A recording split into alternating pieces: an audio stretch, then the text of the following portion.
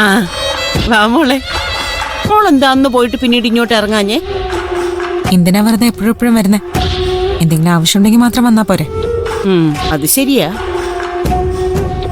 അല്ല അതെ, ഇവിടെയുള്ള മോളുടെ അനിയത്തിയോടും കൂടി ഒന്ന് പറഞ്ഞു കൊടുക്കണം. ഏത് നേരം നോക്കിയാലും അവിടെയാ ആ സിദ്ധുവിന്റെ വീട്ടില്. അവനവിടെ ഭാര്യയായിട്ട് താമസിക്കല്ലേ. അതിന്റെ ഇടയിൽ ഇവളെന്തിനാ അങ്ങോട്ട് കയറി ചെല്ലുന്നേ? അങ്ങനെ പോയാലെന്താ കുഴപ്പം? ഓരോരുത്തർ അവരവർക്ക് ഇഷ്ടമുള്ളത് ചെയ്യട്ടെ മുത്തശ്ശി. നമ്മളെന്തിനാ അതിലൊക്കെ കയറി അഭിപ്രായം പറയാൻ പോകുന്നേ? ഓ, ഞാനൊക്കെ പഴയ ആളല്ലേ മോളെ.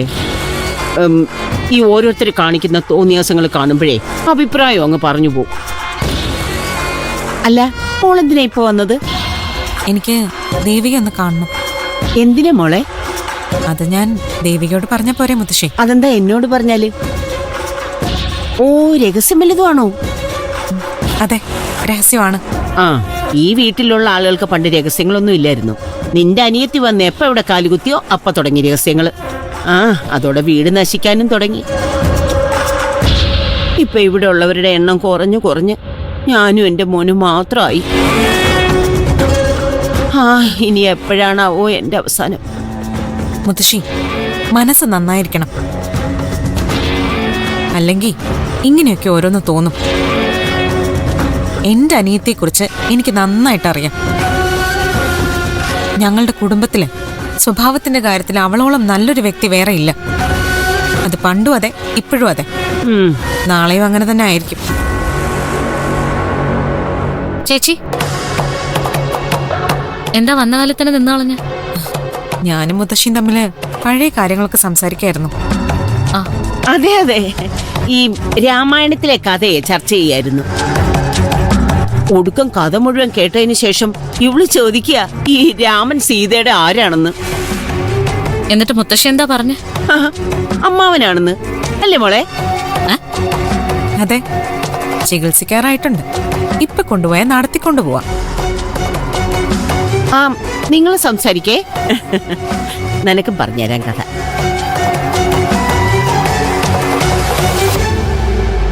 ചേച്ചി വാ. ദേവികെ, എന്താ ചേച്ചി? നിനക്ക് എത്ര കാലമായിട്ട് നിരഞ്ജനെ അക്ഷരെ അറിയാം? കുറെ കാലമായിട്ട് അറിയാം. അവര് നല്ല സ്നേഹത്തിലല്ലേ കഴിയുന്നത്? അതെ.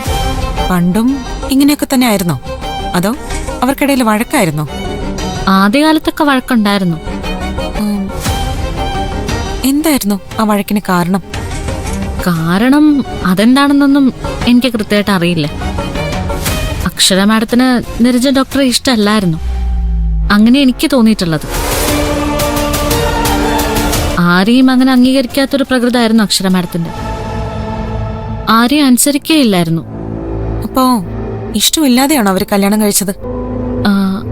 അല്ല, നിരഞ്ജൻ ഡോക്ടർക്ക് ഇഷ്ടമായിരുന്നു, അക്ഷര മാഡത്തിന് ഇഷ്ടമല്ലാതിരുന്നത്. അത് ശരി, അങ്ങനെ ഒരു ചരിത്രം ഉണ്ടല്ലേ അവർക്കിടയിൽ? എന്തിനാ ചേച്ചി ഇപ്പൊ അതൊക്കെ അന്വേഷിക്കുന്നത്? വെറുതെ ഒരു രസം. അല്ല, പിന്നെ എപ്പോഴാ അവര് തമ്മിൽ അടുത്തത്? കുഞ്ഞുണ്ടായതിനു ശേഷമാണോ? അല്ല, ആ വീട്ടിൽ എന്തോ ഒരു പ്രശ്നം ഉണ്ടായി. ആ പ്രശ്നത്തിൽ പോലീസ് കേസും മറ്റും ഉണ്ടായി. ആ വീട്ടുകാർക്ക് വേണ്ടി കുറ്റം സ്വയം ഏറ്റെടുത്ത് നിരഞ്ജൻ ഡോക്ടർ ജയിലിൽ പോയി. അന്ന് മുതല അക്ഷര മാഡം മാറി തുടങ്ങിയത്. ഓ, സഹതാപം. അതെ. അക്ഷരയെ പോലൊരു പെണ്ണിന് നിരഞ്ജനെ പോലൊരു ആണിനെ ഇഷ്ടപ്പെടാതിരിക്കണമെങ്കിൽ അതിന് തക്കതായൊരു കാരണം ഉണ്ടാവണ്ടേ? ഉണ്ടാവണം. ഉണ്ടായിട്ടുണ്ടാവും, എനിക്കതറിയില്ലെന്നേ ഉള്ളൂ. ഇതൊക്കെ അന്വേഷിച്ചു വെക്കണ്ടേ? എപ്പോഴാ ആവശ്യം വരുന്നെന്ന് പറയാൻ പറ്റുമോ? ചേച്ചിക്കറിയാലോ, മറ്റുള്ളവരുടെ വിശേഷങ്ങൾ അറിയാൻ പണ്ട് മുതലേ താല്പര്യമില്ലാത്ത ആളാ ഞാൻ. എനിക്കത് ഒട്ടും ഇഷ്ടമല്ലാത്ത കാര്യമാണ്. അല്ല, ചേച്ചിക്ക് നിരഞ്ജൻ ഡോക്ടറോട് നേരിട്ട് ചോദിച്ചാ പോരെ? ഡോക്ടർ അത് പറഞ്ഞുതരില്ലേ? ഫ്രണ്ട് അല്ലേ? വെറുതെ എന്തിനാ പാവത്തിനെ ആ മോശം കാലം വീണ്ടും ഓർമ്മിപ്പിക്കുന്നതെന്ന് കരുതി വേണ്ടാന്ന് വെച്ചതാ.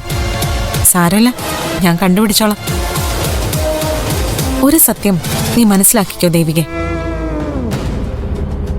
നമ്മൾ ഒരാളോട് അകാരണമായി മോശമായിട്ട് പെരുമാറിയിട്ടുണ്ടെങ്കിൽ തീർച്ചയായും എപ്പോഴെങ്കിലും അയാളും നമ്മളോട് അങ്ങനെ പെരുമാറും. അത് അയാൾക്ക് ഇഷ്ടമാണെങ്കിലും അല്ലെങ്കിലും. For every action there is an equal and opposite reaction എന്ന് പറയുന്ന പോലെ. ചേച്ചി വാ, ചായ കുടിക്കാം.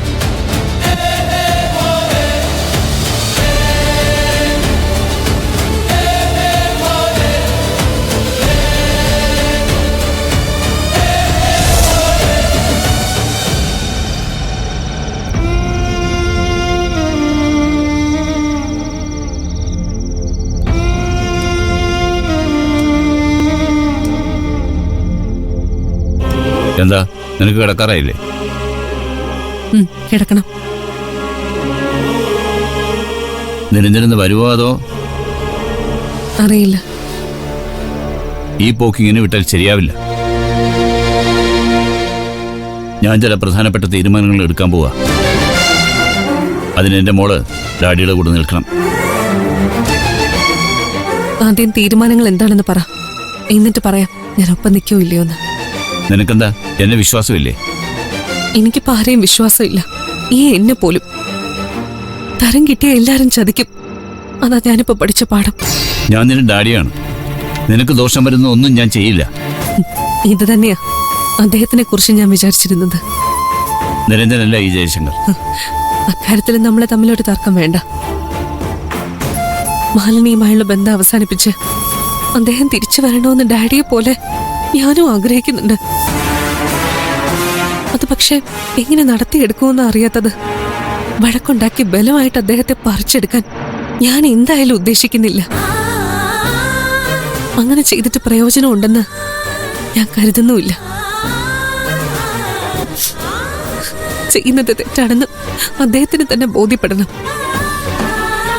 എന്നിട്ട് തിരിച്ചു വരണം.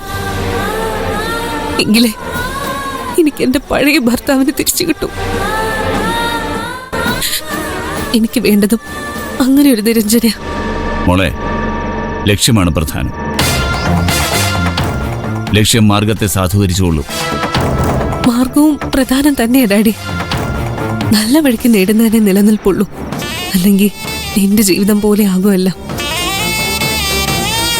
മകൾക്കെല്ലാം തികഞ്ഞൊരു ഭർത്താവിനെ ഉണ്ടാക്കിയെടുക്കാൻ എന്തൊക്കെ ചെയ്തു ഡാഡി.